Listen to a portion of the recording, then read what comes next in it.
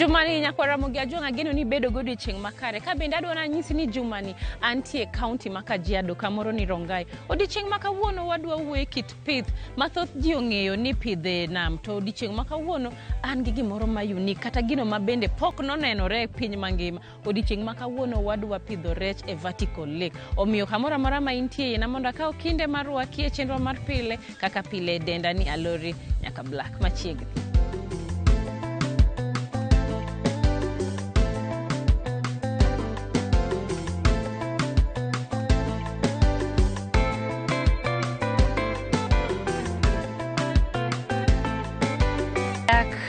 Jeff. Warwaki, wadhi maber, inade? Ngima maber. An ba ngima. Ngima. Awacho ni kawuono bi alimu. Unyis jopiny ni gin ang'ono kata ang'o ma un uwegi utimo ma is very unique mathoth ji pok nofwenyo. Warwaki. Erokamano. Wadonjo. Erokamano.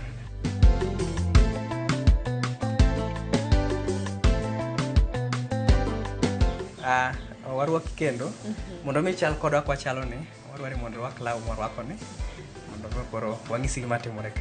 Erokamano. Iwacho ni kidhi when you go to Rome do what the Romans do. Koro kawuono mai Rome na to jo Rome wacho ni an bende achwadra e abed achiel kuomgi. An bende koro ineno ka korachar manyiso ni ler be nyaka wariti.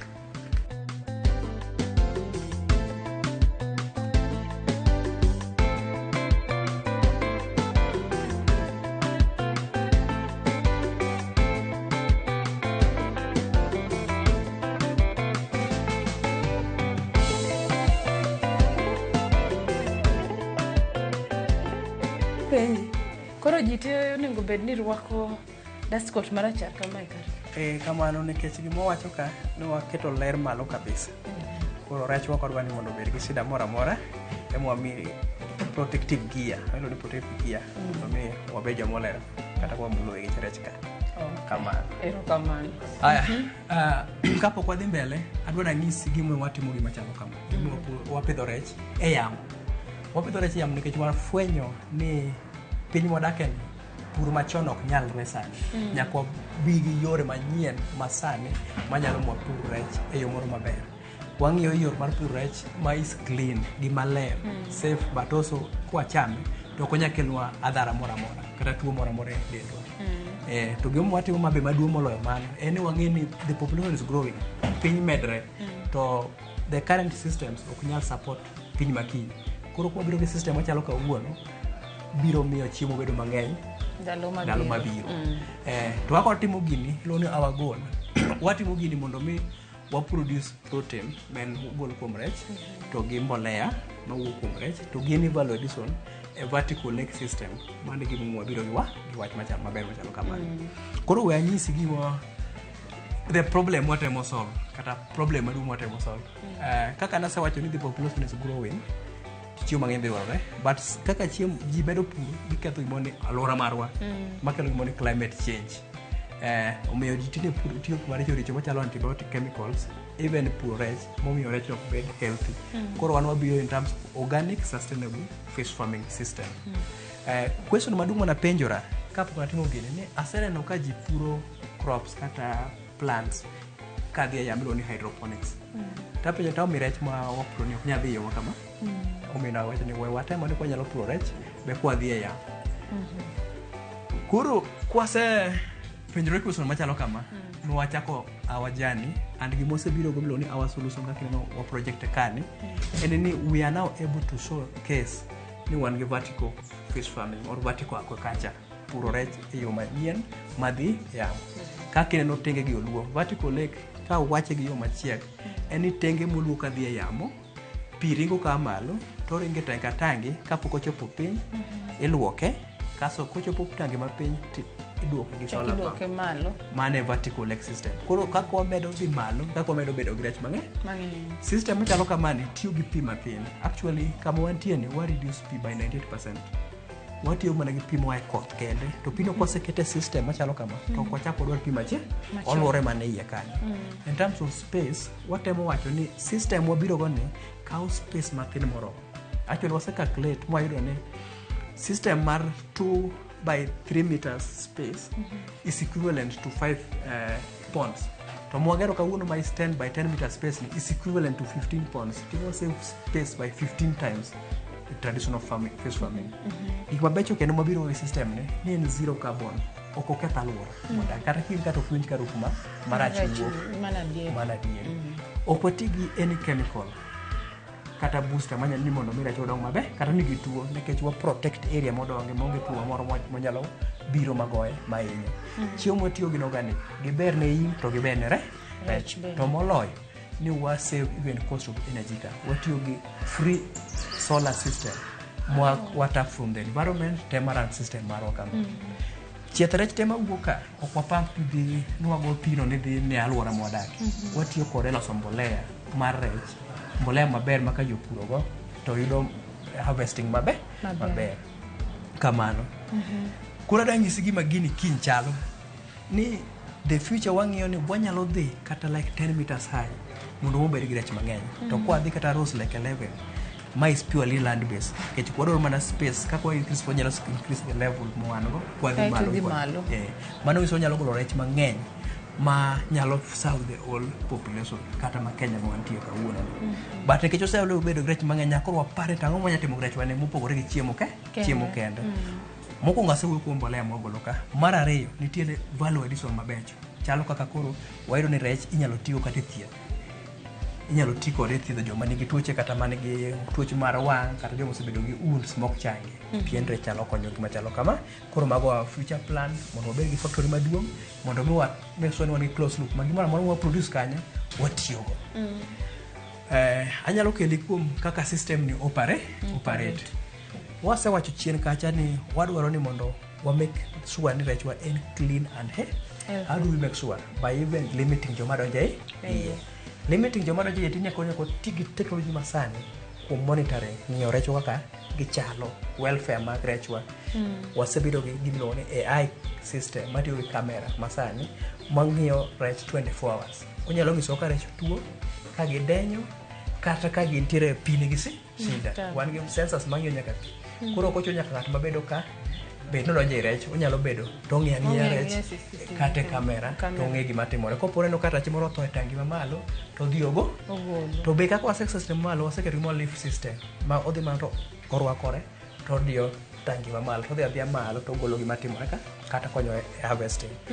Yes, koro mano be another technology mose my technology wacho ni okwe wuoko kata chiemo be wa automate makoro mo saa 5-6 kata ni wacho re chiemo saa 6 to wadiyo mane si chiemo olore mano bo automate ka. Koro watemo wacho ni rechwa ni wadwa produce sustainable way ma watiyo gi technology masani mondo wa produce gima clean and healthy ma dhi premium market.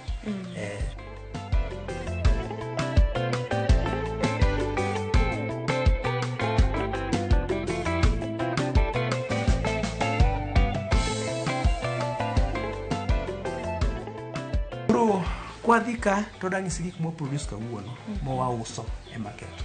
Mokwongo ing'eyo ni wapidho rech koro rech wauso rech matindo manie diere madongo iluongo gi ni sizes. Onyalo bedo 100 gram nyaka kata na kilogram kaka ogolo wuok iye ka. Mar ariyo nikech chieth rech kiluoko pile chalo kaka ng'at ma dhi kidney dialysis iluoko pile waudo mbolea moyudo pile go waloso kendo waloso organic mwasechako package gi wauso ne jopur kamano. Koro wawach ni miting'o ni kapok wadhi mbele nikech isewuoyo wach mbolea ni koro ma iuso pesa diwa. Koro mbolea mating'o ni ma lita achiel. Ko lita achiel ni pesa modhi sani en mar siling 3,000 kende. But lita achiel ni inyalo riw gi lita 60 mar pi. Koro kiseruwe gi pi lita 60 inyalo tiyo kode ka folia. Gimo ber gi ni folia ni o protect plants against tuo moro. En gik ma becho kama ma ketho tuo kata gima chalo sunburn bende nikech covers en kaka gin gima ber ma miyo plants winjo maber. Mar ariyo inyalo tiyo kode kata soaking seeds kidwa puro. Mar adek inyalo keto e tie cham. Ober ber kabisa bet gimo wacho ni purely organic liter achiel dhi for 3000 but wan gi matindo be okofunya kawo liter achiel inyalo kawo kata ma dhi siling 300 ma en 100 mils en be beche beto gore 0.5 e 0.1 koro eti wegi 0 around 1 liter mar pi kamano koro wan gi different varieties yeah product machielo mo waburo introduce mbele kanyo mopore mbolea en ni kwasegolo rech wacha nikech wagole mang'eny ang'o matimo gi products modong kuome koro gik mwatimo kore ni waseloso fwenyo nikech wan scientist ni wanyalo tiyo gi byproducts mokuom rech machalo kata bones maybe skins products ma ji ok cham to waloso go high value products sani wasebiro gi gimiluongo ni collagen ma collagen watiyo go kuom loso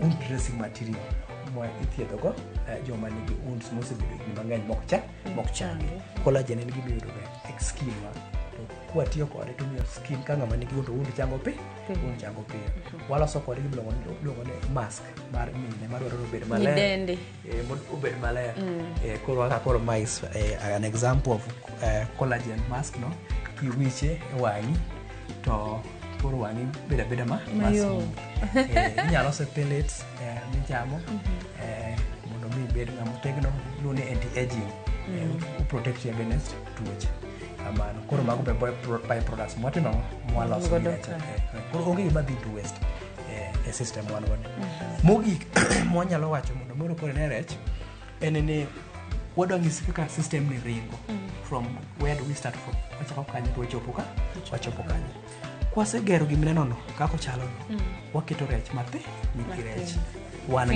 fingerlings mag tilapia mapiro koro kwaseketo mapi osedonjo to waketo fingerlings koro fingerlings gimi gi chiemo pile pi diriyo odiochieng' to system nyaka ringi ma solar system ema ringi pile miss monitor chiemo wamiye then every day bwagolo mbolea mawuok kuom system waloso gimineno no watiyo gi system wasingisi no one monitor then after 6 months we are able to get fish actually up to even a kilogram we range between 400 to 1 kilogram fish koro kwasebedo kanyo nitie mauso na usa jochiemo madwaro to nitie mbe mwaloso go byproducts mwawacho ka madhie e medical aspect kwaseuso ge to wachako reduce fingerlings koro ma iluongo ni circularity kia ka luoro uchaka fresh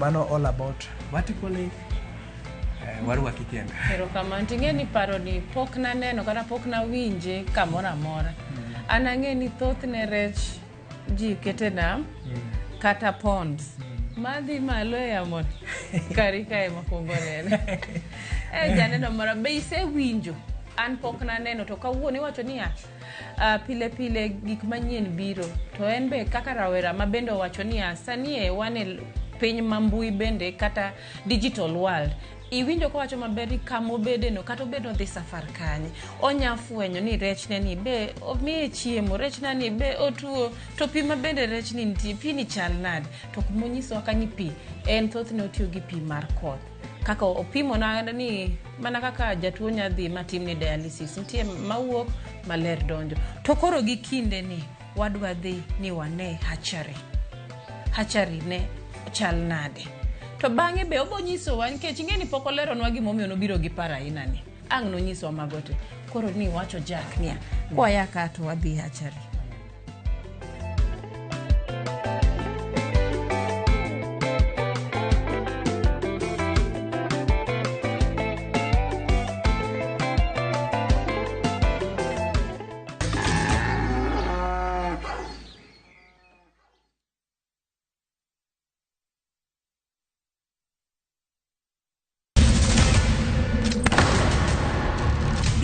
unusiye gi wachno to ano kabibet ka ikinyuomi to kata arus mare ano kabibiro ere kaka ini nyalo timre gosipne malich kamae kosiparo ni nen mana kende ka an kamoro achiel kode to joma ni kate bende ni kode en chunje adek osiep hera koda timbe andhoga makelo chwanyruok Koro onge kaka arus ni nyalo timo. Maye yawa. Ikrine wuodh Parineti. Sigana manyiso kaka inyalo tem paro kod lek ma ng'ato nigo. Kendo yiero nyalo loko gik moko duto. Parineti. Wuok tich nyaka ngeso saa 2:15 otieno. Mana e Ramogi TV.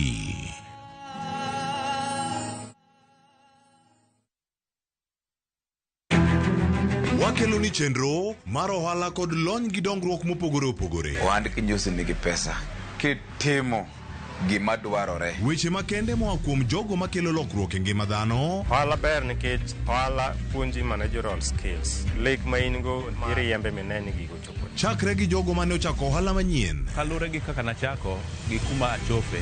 Ohala ni en ohala maber. Nyaka jotelo molony e timo ohala.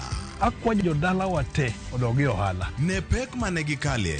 Pod waonge uhuru mar ohala. Loch mane giyudo kod kinda mane gitimo e manyo gik mabeyo beyo. Ka johala ok inyal chako project ka ionge gi market. Tudri gi Cleophas Oluoch e ohala gi mwandu. Tich ang'wen ka tich ang'wen chakre saa 1:45 otieno.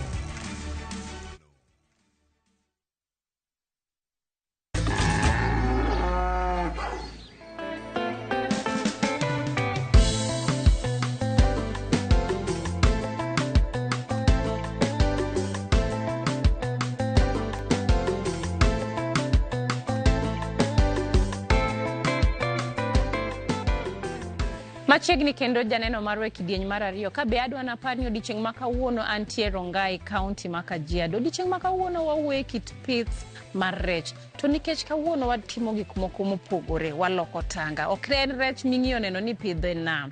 Rech ma wapidho kamano watimo e gima kisungu dendo ni vertical lake fish farming. Omiyo adwa ni wang'e ni ang'o matimore kae, to faces adi ma ng'ani osebedo ka pidho nyaka sani, to chopo e face mar adi, to paro mane ma en godo, to gin ang'o ma en owuon otemo timo mondo kochopo sane mar keyo kata ma ouso to yudo pesa ne. Machiegni kendo.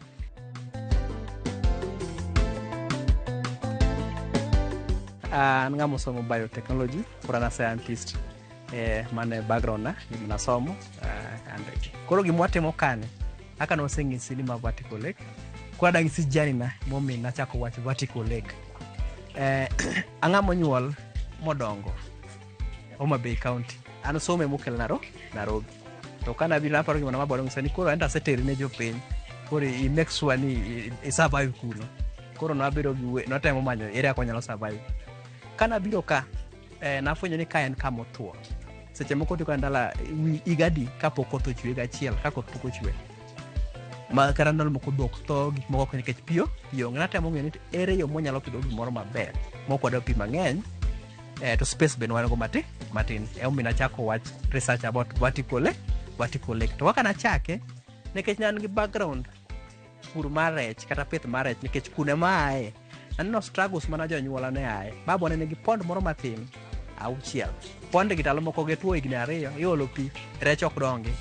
Pi bese moko o evaporate. Koro nawacho niya, to ere kanyo wanyalo konyo weche madhi kamagi. Mar ariyo, kana jolupo ka babo gin ne jolupo, seche moko gidhi e nam. Giama ongere, water hyacinth opongo nam, rech onge. Jo keje subiro gichako be displace ne koro to kiku ulup kone wakete ke cage. To be kana ang'eyo yore mag cage mobiro masani ketho manam nikech pi bok be koro bedo molil gik machalo kamago. Rech bedo matin, rech tho. Koro natemo timo research ni to ere yo manyalo bedo gi pith mar rech masani mwaka upi matin, kao space matin, to be kolo rech maber ne ngwan kwa chamo wan kaka dhano manie piny kane. Kuma nachake nawacho ni hapana. Koro adaka rech machon mano wang'iyo manam moro mano wachamo maber cha. Koro nodwa kao rech mangima maena. To nwatemo ng'eyo to bonyalo dongo koko ogole oko manam. Watemo mokwongo ni wapidha container oko. To nwayudo ka ne ok yot. Nitiere side mana wuok mag tho mag rech no. To nwatema mo make sure no nyalo survive. Koro seche mano chemo timo ni to how can we make rech survive oko mar nam e container oko. Temano wayudo system ni wanyalo timo gimoro ni iluongo ne barupe moyieno donjo nam olo rech mangima. To ng'en rech mangima tije ne tek nyaka nwating'i gi oxygen mondo mi gichop ka ngima mago rech madongo. Koro kwa kelo rech ka to keto e container bat ne gidhi githo. Koro ka notemo manyo yo momi githo no fwenyo ni kar simo no keto e container cha oxygen ok timango no ge yudi to kan ne gigolo ga uchafu magi bende miyo pi bedo mole. Koro kanyo moparo ni to ere kaka wanyalo keto pigni maler. Watemo somo system masani wayudo ka gitiyo gi a lot of equipments and machinery gi power mang'eny mondo mi gi purify water no. Koro hapana wanyalo tiyo gi system manyien maber. Koro mana wacho ni to chon kaneno ka pi ne ringo kwa malo kodhi piny to pigni nosiko olera lera aka ora ringo cha. Iyudo ka ng'ato ni malo oketo yugi to joma ni piny to tuome to kendo ok complain gi pigno rach. Ere ka pig cha ne make sure ni osiko ler. Wayudo ni kar nature nitie way ma gi collect gik maricho richo to gi purify. Koro mane man watemo biro oka waketo aora maringo. Koro ocho ni to ama pi donjo kose donjo to omiyo rech pi maler donjo to omiyo rech pi maler kaso pi molil wuok. Kama wuok no nitie kuma odhiye to waluoke. Koro ka luoko kanyo to wan go juice masani manyien mwatiyogo mok wati gi kwep mora watiyo gik moko kute moko matindo tindo maluoke kaso duogo koro en pi maler. To nikech odo pi mondo mi osiko ring kamano nyaka noyud power ma energy ma efficient manyalo timo gino. To wacho ni wanyalo tap into solar energy. Koro wan gi solar energy machako goye to duogo. Koro mano ne tangi mokwongo wanyalo koro keto rech dongo kaja. To nofwenyo ma picha dhi cha kuma odhi cha kuche ma koro mbolea watimango waluoko to yudo mbolea. But kaka ne wachako timo gino wafwenyo ni nitie problem achiel ni wan gi space matin gi tingni gi nyithindo rech nok yud kama orenge maber. Kaso wacho ni kare wanyalo temo improvise wamed tangi bed maduong' ema notero gimino maning'e wane. Pok ang'isi kaka nochako dhi vertical. Pod wan gi tanga achiel piny to pi mana biro ne ama malo. Koro kanyo mapani to ka pi mabiro amalo to waseyudo ka waluoko pi rech. Ang'o me koro pi malo ni waket rech to chako waket pi machielo koro mabiro magi malo. Koro watemo risk wach ni koro waketo mana ni kelo pi ni moluoki ni we waket rech kanyo to noyudo ka ne gi survive. Koro rech moko ni malo to moko ni piny to tangi ni koro mana kosedhi kwa meda mwachopo nyaka tangi mar 4 to kwayudo ka nitie problem moro amora kaka kuneno gin tengni 1 2 3 4. Pi malo kucho ochopo kacha iluoke ubiro ka kamano kochopo piny to pampo mantiyo gi sola goye to duogo. Tangi meno maning'eano ne ting'o rech 100 tanga achiel ting'o rech 100 to koro ji nosechako chamo rech to wan gi rech 400 tingni 4 kende. Wach ni kare koro nyaka to wamed tangi wa. Wach ni koro wada pidho rech mang'eny. Nok wanya pidho rech mang'eny nikech wakia ni system nyalo ketho mbele ka. Koro wadhi tangi manya ting'o rech 500 ema wamako gi. Ma koro sani wachenjo ni hatchery gi. Koro magi be noluo 4. Sani to wang'iso ni kopangi piny kama to ikawo space mang'eny to waketo gi e fingerlings. Koro magi ne ting'o rech 500. Koro kwa succeed koro wadwaro gimo maduong' mating'o rech mang'eny kata 1,000 kadhi mbele. Kendo wachako medo tangi madongo koro mating'o rech 2,000 tanga achiel. Ma kwa pango gi 4 to wan gi rech 8,000 kata 10,000. Koro mae jani na kaka wasebedo kwa pilot waluongo ni phase 1 mani neno oko cha, phase 2 ni ka, phase 3 koro wan e phase 4 makoro ni commercial phase barwa makoro wa supply rech to watimo value addition mar gik watimo ka.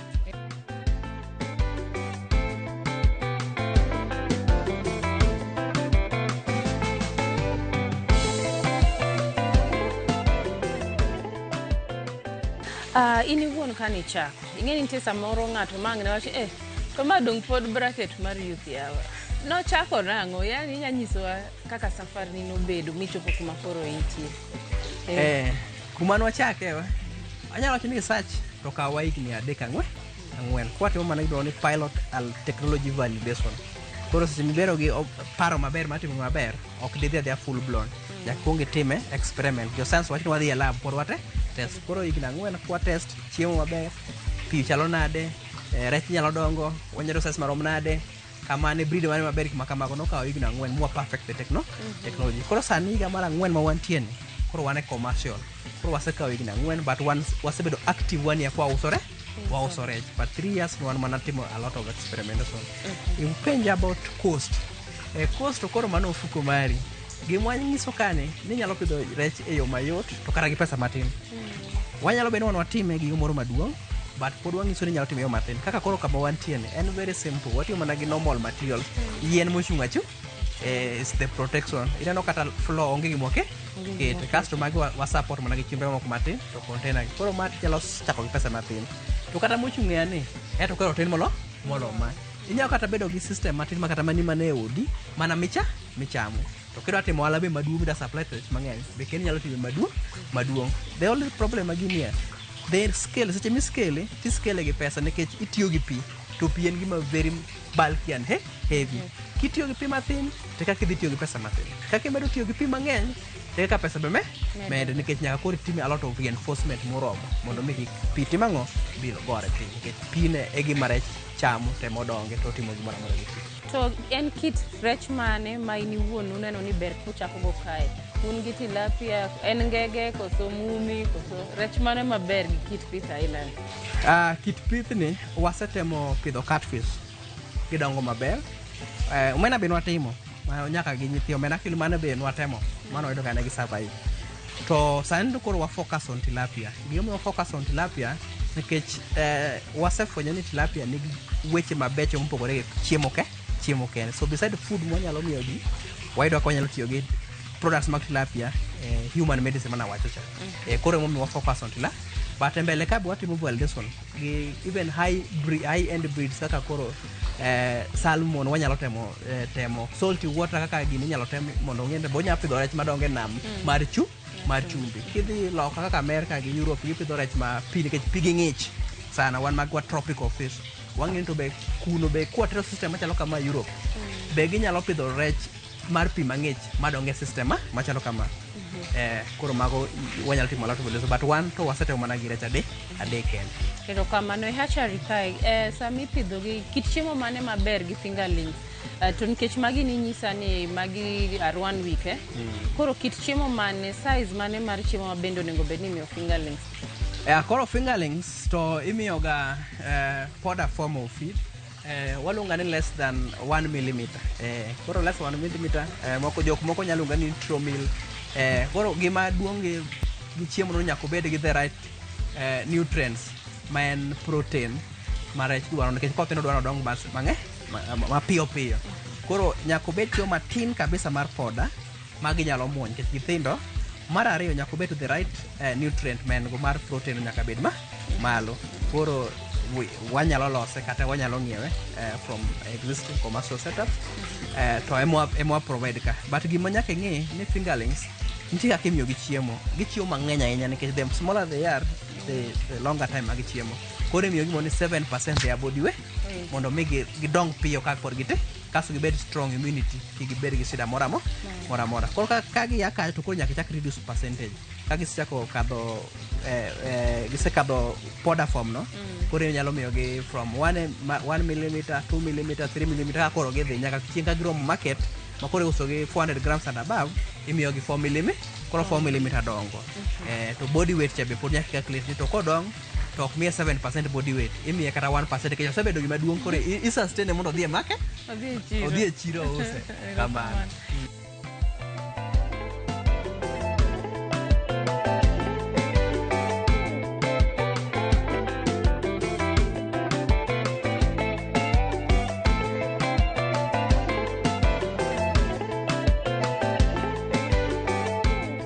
Kamera gi tiyo gi rieko manyasani gin kamera ma hybrid kasto watimo negi programming magi kawo gimoro ni video data gima gineno no gichalo dhano koro gi interpret system molos negi no program no interpret ni koneno ka rech ringo gi iwe to nitiere shida ka rech ringo gi wiye to ng'amo dhoge maybe odenyo ko beda moko ringi ma dhoge ni malo maybe oxygen tin odwaro oxygen ka pi okethore be gino wach nyaka kata neno kaka pi clear kata pi oli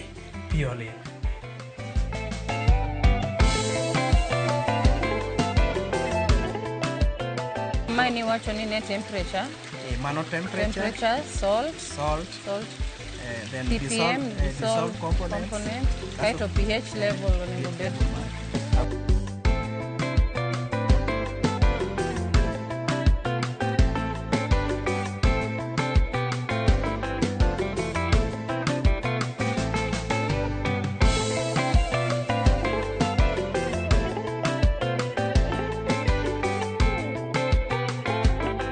Mondo mine chenroni kod mamoko mag pur gi ohala. Donji e viewsasa.com.